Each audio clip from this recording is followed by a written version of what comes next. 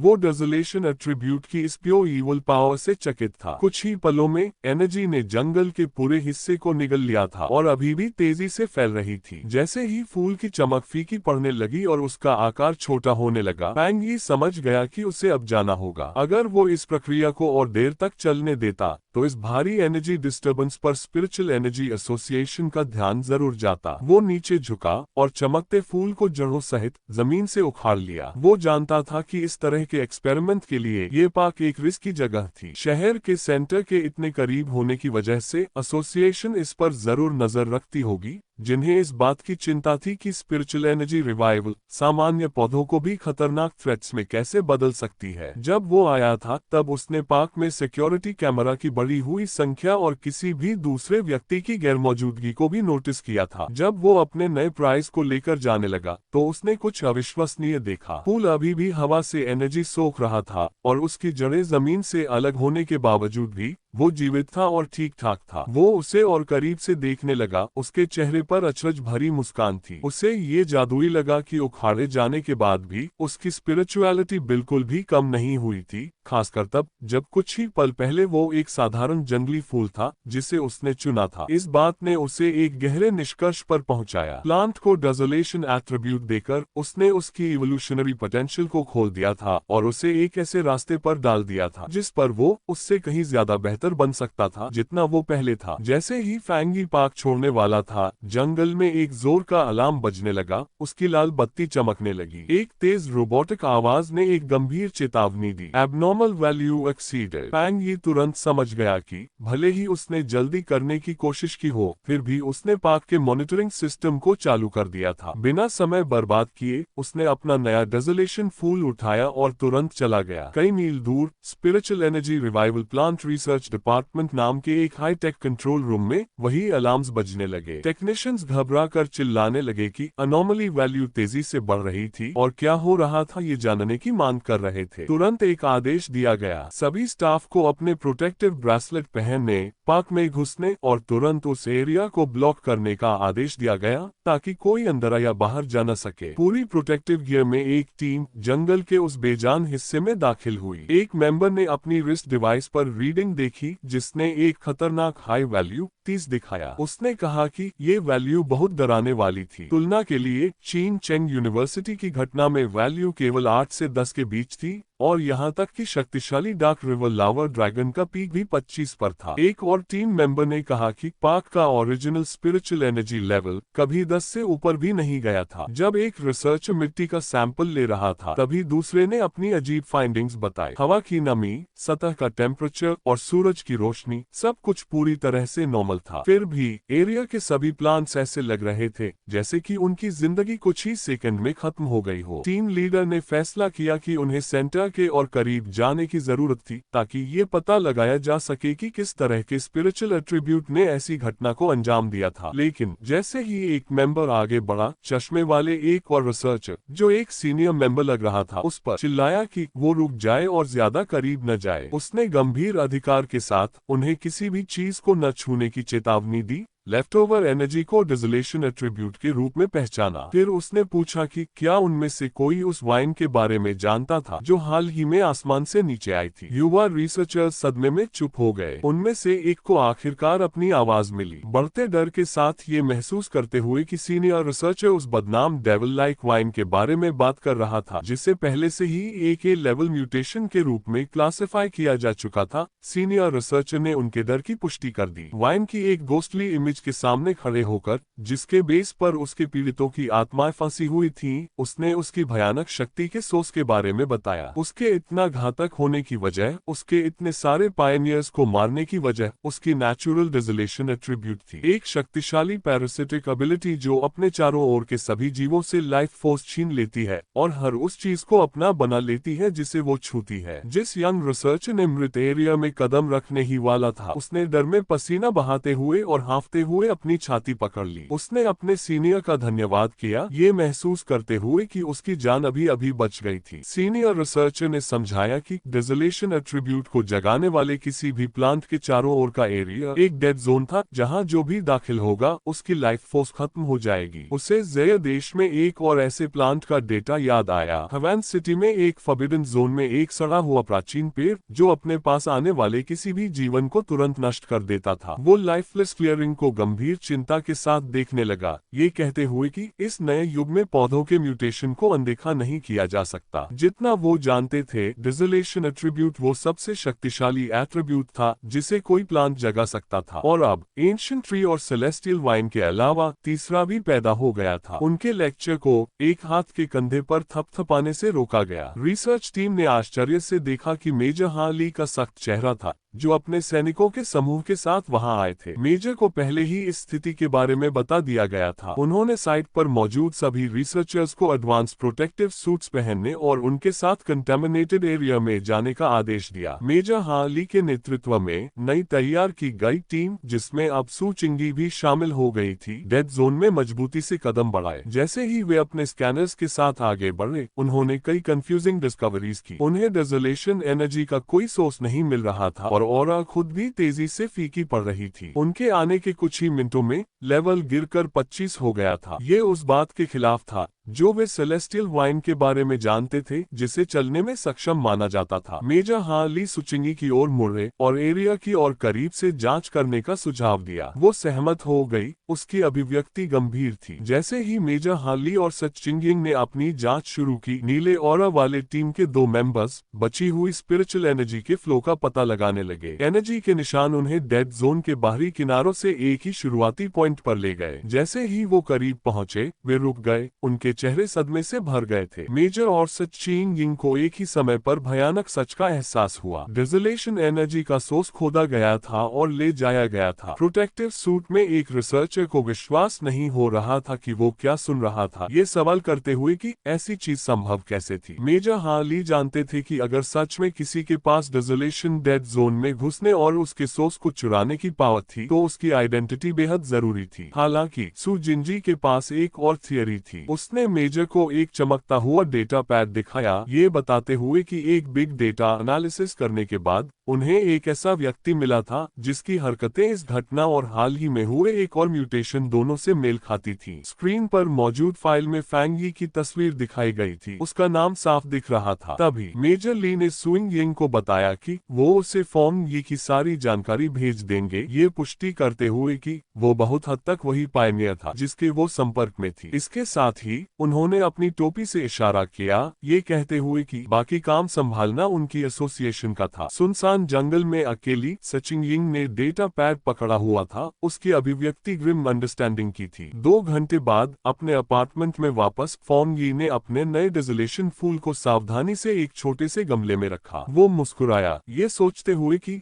ये पहली बार था जब वो कोई फूल उगा रहा था। उसने प्यार से इसे आज्ञाकारी छोटा सफेद फूल नाम दिया और उसे बताया कि क्योंकि अब इसमें डेजोलेशन एट्रीब्यूट था, वो खुद ही विकसित होगा और उसके लिए एक शक्तिशाली हेल्पर बन जाएगा। वो जानता था कि उसकी विशेष लाइफ ड्रेनिंग पावर्स लड़ाई में बहुत मदद करेगी और उसका साधारण रूप उसके कजन से छिपाने के लिए एकदम परफेक्ट कैमोफ्लेज होगा। जैसे ही उसने एक पेटल को धीरे से छुआ, उसने सोचा कि इस खतरनाक नई दुनिया में रॉ पावर केवल इक्वेशन का एक हिस्सा थी। जीत की असली कुंजी ज्यादा से ज्यादा सीक्रेट वेपन्स होना था। पोंगी की शांत शाम को उसके फोन की टेबल पर बजने वाली आवाज ने बाधित कर दिया। उसने फोन उठाया, कॉलर आईडी पर ओल्ड वॉन्ग देखकर हैरान था। उसने तुरंत उस नाम को अपने बचपन के दोस्त वॉन्ग लियांग के रूप में पहचाना, जिसे उसने सेना में शामिल होने के लिए जाने के बाद से 3 साल से नहीं देखा था। एक ब्रीफ फ्लैशबैक ने दोनों को उनके स्कूल के दिनों में करीबी दोस्तों के रूप में दिखाया। एक ऐसा बंधन जो तब टूट गया था जब वॉन्ग लियांग ने अचानक एनलिस्ट होने के अपने फैसले का ऐलान किया था। फैंग यी ने कॉल का जवाब दिया। दूसरी तरफ वॉन्ग लियांग की हंसमुख आवाज ने उसका अभिवादन किया, ये पूछते हुए कि क्या वो शहर में वापस आ गया है, और उसे उनकी पुरानी जगह पर ड्रिंक के लिए आमंत्रित किया। फैंग यी इस सब की सडननेस से हैरान था। वॉन्ग लियांग बस हंस पड़ा, ये कहते हुए कि उसे एक बड़ा सीक्रेट बताना था और जब वो उसे सुनेगा तो उसे शॉक नहीं होना चाहिए। हालांकि ये दोस्ताना लग रही मुलाकात एक सावधानी पूर्वक की गई सेटअप थी। फोन रखने के बाद ये पता चला कि वोंग लियांग अकेला नहीं था। वो एक धुंधली रोशनी वाले रूम में था, एक टफ और बुरी तरह स्कार्ड औरत को रिपोर्ट कर रहा था जिसके लंबे लाल बाल और हाई रैंकिंग मिलिट्री यूनिफॉर्म था। सू जिंजी भी टेबल पर थी। वोंग लियांग ने ऑफिसर से पुष्टि की कि उसने दिए गए निर्देश के अनुसार काम किया था। फिर उसने एक स्पेशल रिक्वेस्ट की, ये पूछते हुए कि अगर फोन ये वो व्यक्ति नहीं था जिसे वो ढूंढ रहे थे तो वे उसकी सुरक्षा की गारंटी देंगे। लाल बालों वाली ऑफिसर ने इम्पेशेंटली अपनी उंगली टेबल पर थपथपाई। उसने कोल्डली उसकी चिंता को खारिज कर दिया, उसे बस अपना मिशन करने और कोई भी अनावश्यक चीज न करने का आदेश दिया। भावना की एक चिलिंग कमी के साथ उसने कहा कि अगर फोन ये गलत व्यक्ति निकला तो वोंग लियांग को इसे अपने दोस्त के लिए एक पनिशमेंट ही समझना चाहिए। एक शांत बार में फैंग यी और वोंग लियांग ने अपने बियर के ग्लासेस से टोस्ट किया। वे 3 साल तक अलग रहने के बाद बैठे और ड्रिंक करते हुए एक दूसरे से बात करने लगे। फैंग यी ने देखा कि उसका पुराना दोस्त बहुत ज्यादा मैच्योर लग रहा था और उसने अंदाजा लगाया कि सेना में उसका समय बहुत कठिन रहा होगा। वोंग लियांग ने मिलिट्री में अपने अनुभवों के बारे में बात की, फिर फोंग यी से पूछा कि वो कैसा था। फोंग यी ने एक सरल जवाब दिया, ये कहते हुए कि वो ठीक था और कॉलेज चला गया था। जैसे ही उसने अपनी बियर पी, वो अपनी पिछली जिंदगी के बारे में सोचने लगा। उस कैओटिक समय में उसे वोंग लियांग से दोबारा मिलने का मौका कभी नहीं मिला। उसे याद आया कि उसका दोस्त एक सोल्जर के रूप में शायद किसी भूली हुई लड़ाई में मर गया था। उसने सोचा कि क्या इस बार इस नई जिंदगी में वो अपने पुराने दोस्त की फेट को बदल सकता था। वोंग लियांग ने फिर विषय बदला, उसका टोन ज्यादा गंभीर हो गया। उसने फोंग यी से पूछा कि क्या उसने हाल ही में कुछ अजीब देखा था, जैसे कि ज़ॉम्बीज या मूवी के मॉन्स्टर्स। फोंग यी तुरंत सतर्क हो गया। वो जानता था कि आर्मी में किसी को स्पिरिचुअल एनर्जी रिवाइवल के बारे में पता होना आश्चर्य की बात नहीं थी, लेकिन सीधे सवाल एक टेस्ट जैसा लगा कि वो क्या जानता था। अनजान बनने का नाटक करते हुए फोंग यी ने पूछा कि वो क्या कहने की कोशिश कर रहा था। वोंग लियांग ने आह भरी और समझाया कि वो उसे कंफर्ट करने की कोशिश नहीं कर रहा था, बल्कि उसे चेतावनी देने की कोशिश कर रहा था। उसने फोंग यी को बताया कि आने वाले निकट भविष्य में वो हर चीज जिसे वे महत्व देते थे, एजुकेशन, वेल्थ, स्टेटस, वर्थलेस हो जाएगी। पूरी दुनिया का ऑर्डर बदलने वाला था। फैमिली ने ध्यान से सुना, उसका चेहरा खाली ग्लास को देखते हुए बिना किसी भावना के था। वो जानता था कि ऑर्डिनरी सोल्जर्स को गोपनीयता की शपथ दिलाई जाती थी और वे स्पिरिचुअल एनर्जी रिवाइवल के बारे में कोई भी डिटेल्स लीक नहीं कर सकते थे। इससे उसका संदेह पक्का हो गया। मिलिट्री ने उसे एक टारगेट के रूप में पहचान लिया था और वोंग लियांग, उसके बचपन के दोस्त को उसे टेस्ट करने के लिए भेजा गया था। वोंग लियांग अपने दोस्त की चुप्पी देखकर उसे रियश्योर करने की कोशिश करने लगा। उसने उससे कहा कि चिंता न करे, जब तक वो कुछ भी रिवील नहीं करता वो ठीक रहेगा। लेकिन फोंग यी स्थिति को समझ गया। अपनी अज्ञानता का दिखावा करने के बावजूद उसका दोस्त अभी भी उसकी मदद करने की कोशिश कर रहा था। मिलिट्री के नियमों को तोड़ने के जोखिम पर भी वोंग लियांग उसे आने वाले बदलावों से सावधान रहने की चेतावनी दे रहा था। उनकी बातचीत अचानक तब रुक गई जब वोंग लियांग का फोन तेजी से वाइब्रेट करने लगा। उसने कॉल का जवाब दिया और दूसरी तरफ से एक फ्यूरियस आवाज ने उसे तुरंत अपनी टीम में लौटने और 10 मिनट के भीतर टारगेट लोकेशन पर रिपोर्ट करने का आदेश दिया। वोंग लियांग ने ध्यान में रखते हुए आदेश स्वीकार कर लिया, जबकि फोंग यी ने चुप्पी में देखा। वो तुरंत खड़ा हो गया, फैंग यी से माफी मांगते हुए और ये बताते हुए कि उसका एक अर्जेंट मिशन था और वो उसे घर नहीं छोड़ सकता था। जब उसका दोस्त जाने वाला था, फैंग यी ने अपना नाटक छोड़ दिया। उसने पूछा कि क्या मिशन स्पिरिचुअल एनर्जी रिवाइवल से संबंधित था और अपने दोस्त को उसे साथ ले जाने के लिए कहा। वोंग लियांग रुक गया, फैंग यी को देखने के लिए वापस मुड़ा। सदमे और कंफ्यूजन के एक मिश्रण के साथ फोंग यी खड़ा हुआ और अपने दोस्त को कॉलर से पकड़ लिया। उसने वोंग लियांग से कहा कि वो उसे अपने सुपीरियर से मिलने ले जाए, उसे ये बताते हुए कि वो उनकी मुलाकात के असली कारण से वाकिफ था। उसने अपने दोस्त को रियश्योर किया, ये कहते हुए कि हालांकि वो ठीक नहीं जानता था कि उसके सुपीरियर्स क्या जानते थे, लेकिन वो जानता था कि वोंग लियांग उसे कभी नुकसान नहीं पहुंचाएगा। उसने समझाया कि वो इस बात में ज्यादा इंटरेस्टेड था कि मिलिट्री किस चीज से डील कर रही थी, ये जानते हुए कि इसका दुनिया में हो रहे बड़े बदलावों से संबंध होना चाहिए, क्योंकि स्पिरिचुअल एनर्जी एसोसिएशन पहले ही मॉन्स्टर्स से डील कर रही थी, उसे ये जानने की उत्सुकता थी कि मिलिट्री की भूमिका क्या थी और वो इसे खुद देखना चाहता था। वॉन्ग लियांग सहमत हो गया